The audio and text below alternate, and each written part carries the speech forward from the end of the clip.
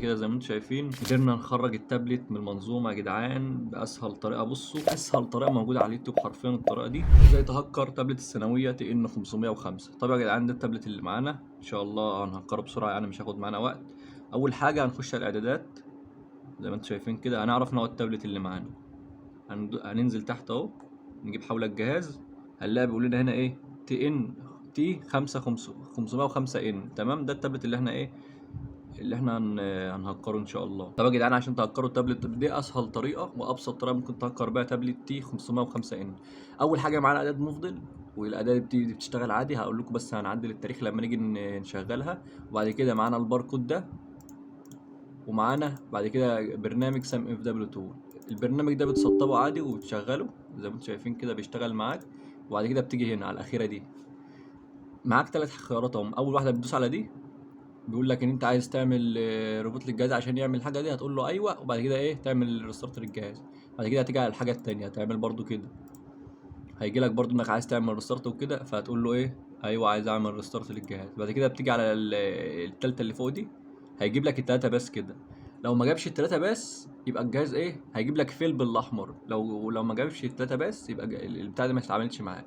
ولو اي حد حصل معاه مشكله في الحاجه دي وما عرفش يفعلها يكتب لي في الكومنتات يا جدعان وانا اقول لكم على الطريقه اللي بتفعل بيها عادي. احنا كده عرفنا الادوات اللي احنا هنشغلها. تعالوا بقى نيجي على التابلت، نعمل له ايه ايقاف تشغيل، ايقاف تشغيل، ايقاف تشغيل. تمام، احنا عملنا ايه ايقاف تشغيل للتابلت. تعالوا بقى من هنا كده هندوس على الزرارين اللي بيوطوا وبيعلي دول يا جدعان مع بعض اهم.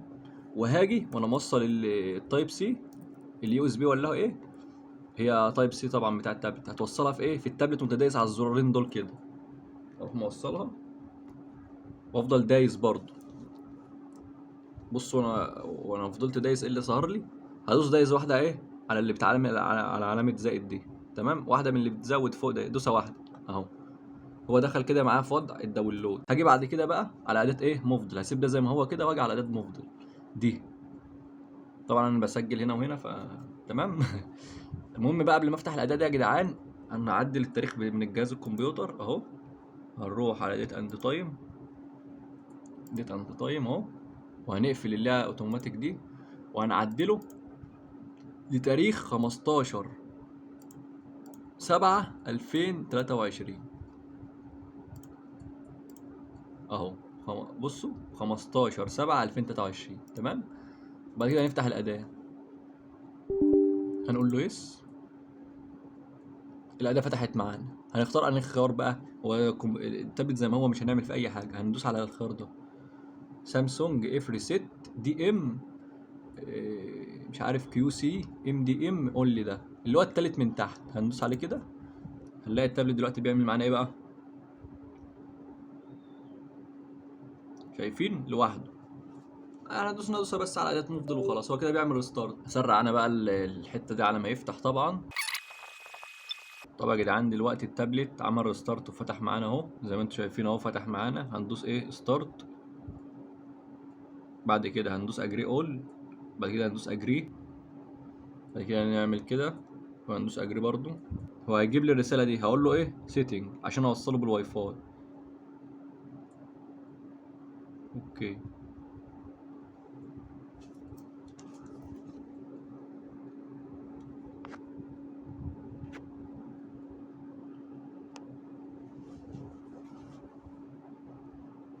هاجي هنا اوصله بالواي فاي اهو.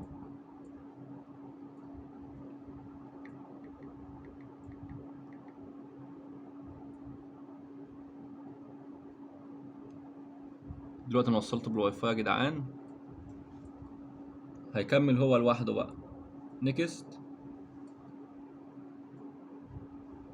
هنسيبه بقى يحمل كده، بس هنخلينا مركزين معاه عشان اقول لكم على الخطوه المهمه اللي هنعملها دلوقتي.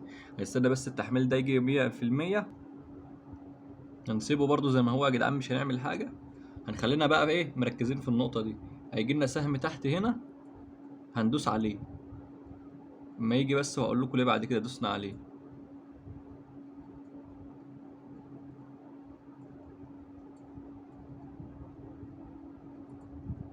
اهو ندوس عليه وندوس ايه ريسيت.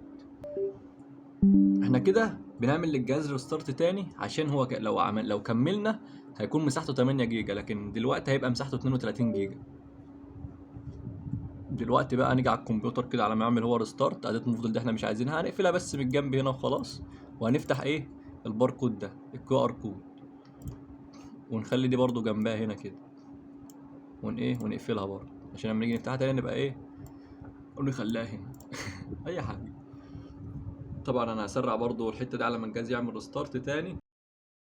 طب هو الجهاز اهو يا جدعان عمل ريستارت للمره التانيه. هو كده مش هنعمل ريستارت تاني بقى خلاص. استنى يفتح بس معانا. اول ما يفتح بقى كده هنعمل ايه؟ هنفضل ندوس في الحته الفاضيه دي هنا كده.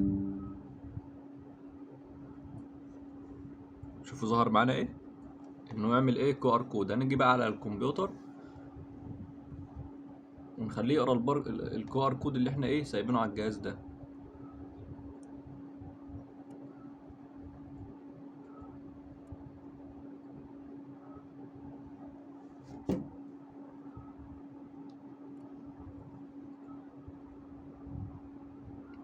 اهو يا جدعان هو قرا الكيو ار كود اهو. تمام. دلوقتي هو طالب انه يتصل بالواي فاي. ثواني بس نظبط الدنيا.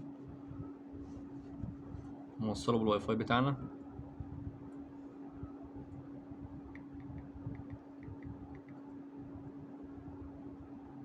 تمام.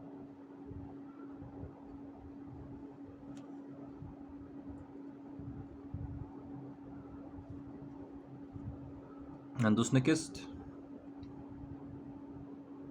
طبعا هنسيبه بقى ايه يكمل بقى السيت اب بتاع الجهاز يعني وكده. خلص اهو.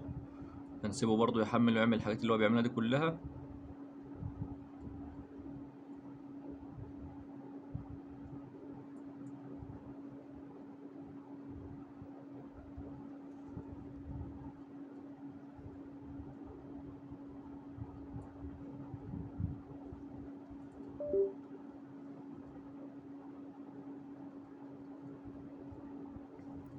طبعا شلت اليو اس بي عشان ما كانش عايز يجيب الحاجه دي فانا شلتها. شايفين الام دي ام سيرف دي؟ هنفعلها من هنا. كده ايه هندوس رجوع دي اهي. ايه ما دوستش. رجعت اهو. ستوب تو سيت اب ديفايس مش عارف ايه كانسل. هنكمل يا جدعان زي ما احنا. وكان عايز يعمل ريستارت تاني مش عارف ليه. هنكمل كونتينيو. هنسيبه يعمل ايه؟ يسطب دنيته ويظبط اعداداته. تمام. هنوصل بقى اليو اس بي تاني اهي.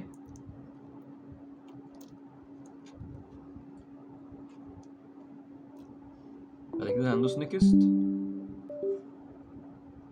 في المرحله دي بقى يا جدعان بنبقى محتاجين برنامج ايه. هنسيبه زي ما هو كده ونيجي على برنامج سام اف دبليو تول. تمام. هندوس على ديسيبل نوكس دي. هو كده هيخرجه من المنظومه. هندوس هنا كده وهنسيب بقى الايه البرنامج يتعامل مع اللاب. ولا مش هنعمل اي حاجه، نفضل قاعدين بس مستنيين كده وخلاص. اهو هندوس الاو. الاو.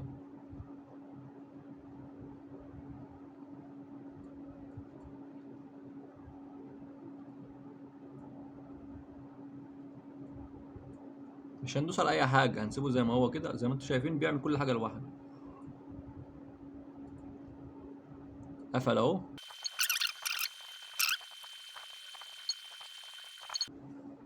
اهو يا جدعان فتح معانا. نطلع لفوق. هنعمل له اجري تو اول واجري.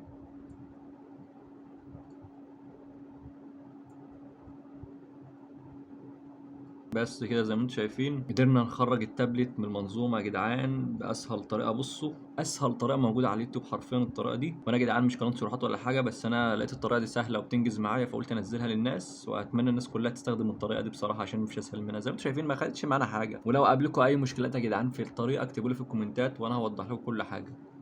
يا رب لو الفيديو عجبكم ما تنسوش تعملوا لايك واشتراك. وكان معكم ابو اسماعيل. سلام.